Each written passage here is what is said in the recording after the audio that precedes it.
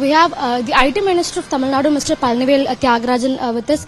Sir, you would have come across electoral bond scheme that the SC calling it unconstitutional, and the Supreme Court making the Election Commission of India publish the data in their domain as to who bought how many electoral bonds and what were the encashments made by political parties. Look, I think there's some really profound issues here, right? I mean, I haven't done the analysis myself, but I've been following it online. And I think you have to start from the very basics.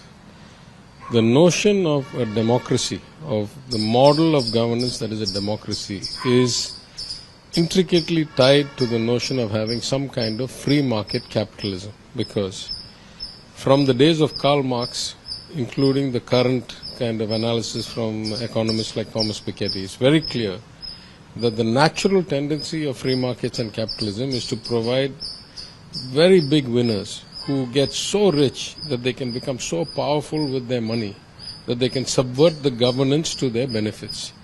So at the core of democracy is to have a level playing field, is to have accountability, is to have transparency, is to have strong institutions that prevent economic winners or business winners from effectively taking control of the governance, right? And many people have written about this. Long ago, Professor Raghuram Rajan and his colleague at the University of Chicago wrote a book called Saving Capitalism from the Capitalists, where they talk about those who become so successful through lobbying, through donations, can subvert the democratic system.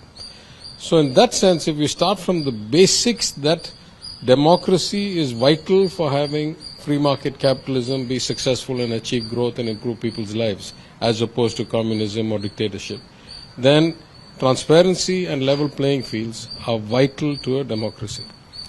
In my mind, this electoral bond scheme was completely the antithesis of transparency and level playing field, right? It was atrociously bad, one-sided. Why? It's more than the fact that the funding is opaque. Because there's no way you can run a system that is opaque to everybody, including the government. So what this system did, it built a platform where the government knew not only who was donating to it, but also who was donating to its opponents, whereas the opponents knew nothing. The public knew nothing. So this was actually an atrociously bad design, where it gave one-sided information to the ruling party who could get all details about everybody, and the rest of the state, the country, the people were left in the dark. So though it came very late, in my opinion, this should have been struck down as anti-constitutional or unconstitutional on the day it was announced or shortly thereafter.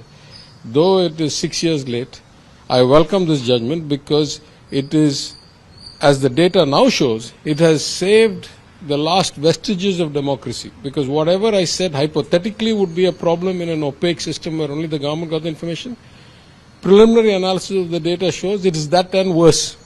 We have seen so many cases of quid pro quo, positive and negative. That is to say, people who are under investigation, people who have already been raided, targeted, end up paying money and getting the investigation quashed.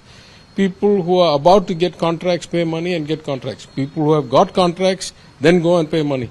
So this quid pro quo, which is against the very fabric of democracy, has been institutionalized through this kind of atrociously bad scheme. And it is appalling to me. Like, the thing that really worries me, see, you want robust independent institutions. We want the Election Commission to be independent. We want the Income Tax Department to be independent. We want the CBI to be independent. All those have become effectively arms of the ruling party, BJP government. That itself is a big failure of democracy. Now we are seeing a bank. Now, a bank is a completely different institution because it's sitting on public deposits. Here you have the biggest bank in India, nationalized bank, that effectively seems to be functioning as a tool of the BJP government. First declining to give the data, citing all kinds of nonsense about how long it will take. Then publishing the data with big gaps. The 2,500 crores before 2019, which is the biggest chunk, of which 95% went to the BJP, that is not published. The data that is published doesn't have any serial numbers for cross-referencing. It is appalling to me because, to me, I'm still so aggravated. How can a bank, how can a nationalized bank file such a submission to the Supreme Court that says it cannot get done? Like anybody who knows anything rudimentary about banking, right? Let's assume, I'm going to give you a hypothetical.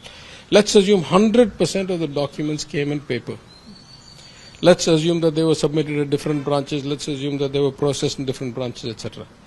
There is something called settling and clearing, meaning at some point the money has to actually move from account A to account B, or from cash to account A, or from account B to cash, or something. Settling and clearing is 100% mandated and regulated by the RBI. So no matter how the document or the transaction came to you, when it finally finished its process, that the money had to go from A to U, from U to B, both those must have been electronically recorded somewhere. Otherwise, this banking system is failing. Otherwise, you have a parallel banking system where tens of thousands of crores can be processed without any electronic record. So if these transactions have to be recorded, otherwise you're not in compliance with basic banking. You're not fit to be a bank. It means you're running basically a black money scheme inside a bank. Therefore, if that cannot be true, all these must have had electronic records, at least post on the settlement of the transaction. For the bank to come and say that I cannot give you these records 3 months, 6 months, is beyond the pale to me. It is beyond the limits of professionalism or decency. If I had my kind of true, input into this, we should go to ask the court to hold SBI in contempt for filing a false document in the court, right? That's how bad a document that is. So, I still think there's more data to come. When it comes, I think you're still going to get more